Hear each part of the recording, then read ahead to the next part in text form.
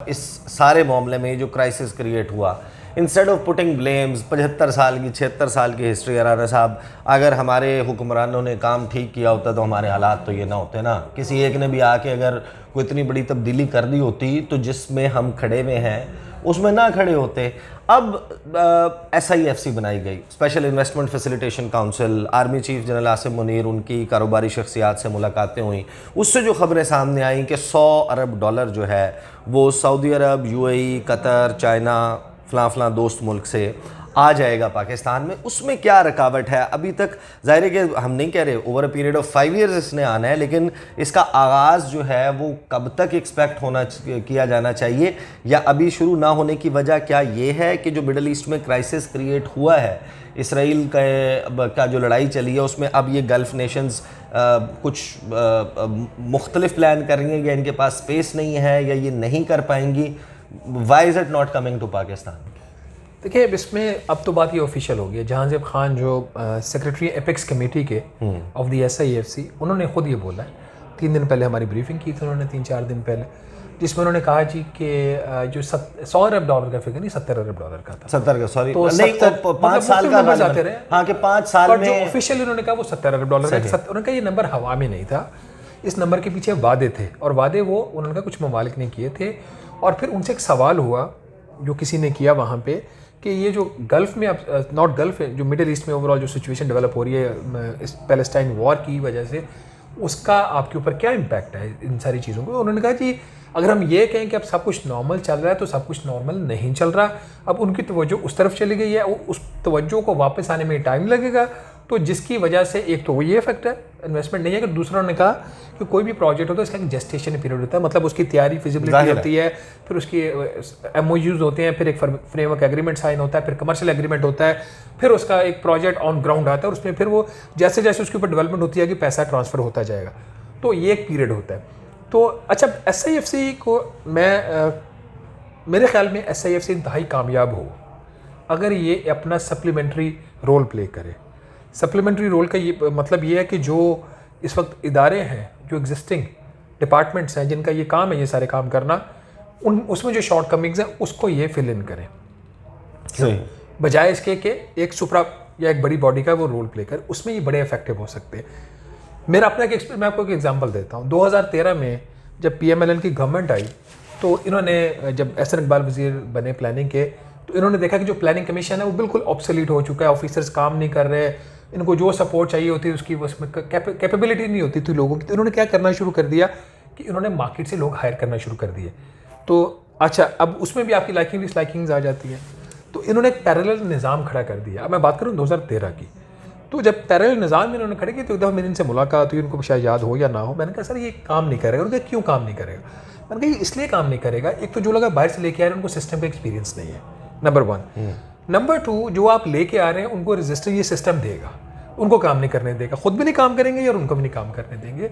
तो बेहतर ये है या तो आप प्लानिंग कमीशन को डिमोलिश कर दें और उसकी जगह पे एक नई बॉडी खड़ी कर दें। तो अगर आप इसको डिमोलिश नहीं कर सकते तो इसके मतवाजी एक और सेटअप ना खड़ा करें, ये दोनों नहीं चलेंगे।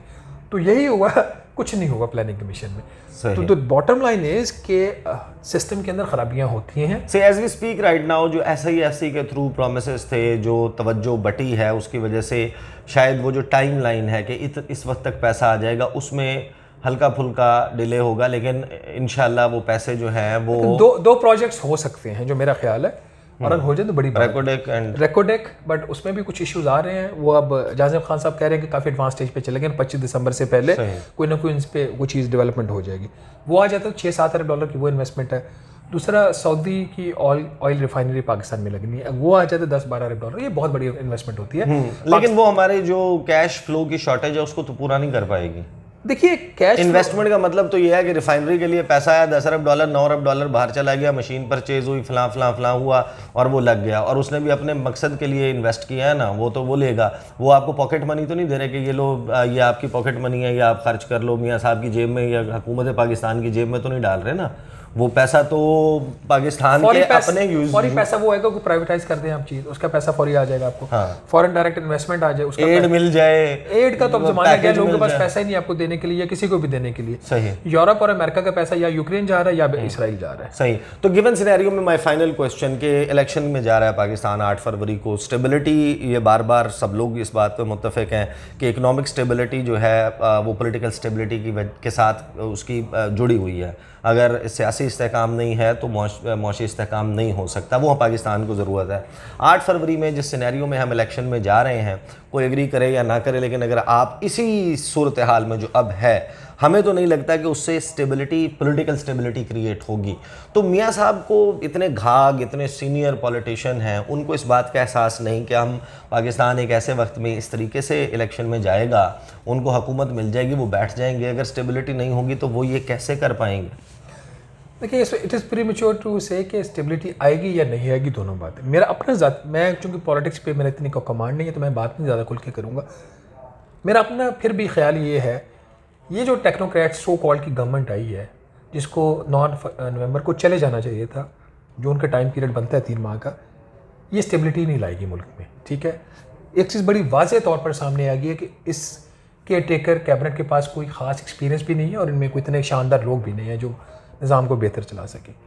तो जो भी इस वक्त सूरत हाल है, जब ये गवर्नमेंट इलेक्शंस के बाद आ जाएगी और जो भी आता है इलेक्ट होके, नवाज शरीफ है, हम तो अभी प्री जज कर सकते हैं ना, जो भी आता है वो स्टेबल सिस्टम होगा इसके मुकाबले में बहुत ज़्यादा। नंबर 1, द फर्स्ट थिंग, दुनिया क्या आपसे मांग रही है, इन्वेस्टर क्या मांग रहा है, पॉलिटिकल कैपिटल्स दुनिया के आपसे क्या मांग रहे हैं, वो चाह रहे हैं कि लॉन्ग टर्म क्लैरिटी तो दो, तुम लोग जा किधर रहे हो, काम तो हम आपसे बाद में करेंगे, हमें ये तो बताओ ना अगले साल, 2 साल 3 साल में कौन होगा। तो जो भी इलेक्शन जीत के आएगा, ही और she will be the factor of stability in Pakistan. जो चीज़ इसको स्ट्रेंथन या वीकन करेगी कि जो सिस्टम बनता है, जो कोलिशन गवर्नमेंट बनती है या सिंपल मेजॉरिटी से गवर्नमेंट किसी एक की बनती है, वो कितनी एम्पावर्ड है और कितनी उसके पास स्ट्रेंथ है पार्लियामेंट में फैसले करने की। तो अगर वो स्ट्रेंथन है और एम्पावर्ड है तो निज़ाम चलेगा। एक बात बड़ी वाज़ेह है कि ये जो कभी कहा जाता है बड़ा सुंदर टेक्नोक्रेट्स की गवर्नमेंट आएगी और आके मुल्क 2 साल में ठीक कर देंगे, ये बात वाज़ेह है कि टेक्नोक्रेट्स नहीं ठीक कर सकते। And as we speak right now Shahbaz Rana का भी यही कहना है और अंडरस्टैंडिंग यही है कि इस वक्त कोई जादू की छड़ी ऐसी नहीं है। और पाकिस्तान में तमाम सियासी जमातें, वो हमेशा जब इलेक्शन कैंपेन का आगाज़ होता है, सियासी जलसे होते हैं, वहाँ पर लोगों के साथ वादे इसी किस्म के करते हैं, लेकिन इनको सिर्फ इलेक्शन प्रोमिसेस तक ही समझें। हाई होप्स बहुत ज़्यादा ये क्रिएट कर लेना, जैसे कि प्रोजेक्ट किया जा रहा है कि रोटी जो है वो शायद 2-4 रुपए की, 5 रुपए की, 10 रुपए की हो जाएगी, बिजली का बिल जो है वो 2013, 16, 17 की स्टेज के ऊपर चला जाएगा। ये मुमकिन नहीं है पाकिस्तान में। और as we speak right now Shahbaz Rana साहब ने वो फ़िक्रा नहीं दोहराया जो हमने इस गुफ्तगू से पहले बात हो रही थी, और जो मियाँ साहब का मौशी प्लान क्या हो सकता है मुमकिन तौर पे, या क्या वो मुख्तलिफ कर सकते हैं। तो राना साहब का तो ये कहना था, राना साहब अगर आपकी इजाज़त है तो मैं आपका फ़िक्रा कोट कर सकता हूँ। अब पता नहीं क्या बोलेंगे तो राना साहब का ये कहना था, जब मैंने इनसे पूछा कि मियाँ साहब ऐसा क्या मुख्तलिफ करेंगे कि चीज़ें ठीक हो जाएं, तो इस पर राना साहब ने कहा था कि वो कुछ मुख्तलिफ नहीं करेंगे। और आपको क्या लगता है कि जिसने 3 मरतबा इक़्तिदार भी लिया हो और 70-75 साल उसकी उम्र हो, तो वो 76वें साल में कैसे कोई चीज़ मुख्तलिफ करेगा? वो वही करेगा जो 75-76 साल से कर रहा है। तो कोई नो ईजी सोल्यूशन।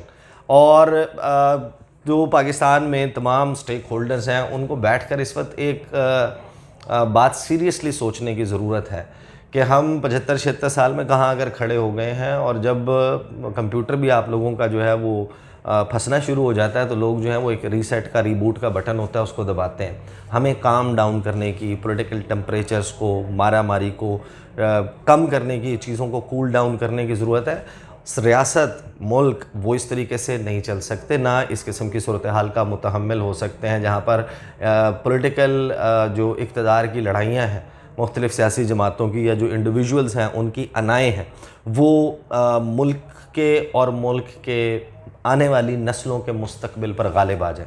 अब तक के लिए इतना ही, मुझे इजाज़त दीजिए। अल्लाह हाफ़िज़।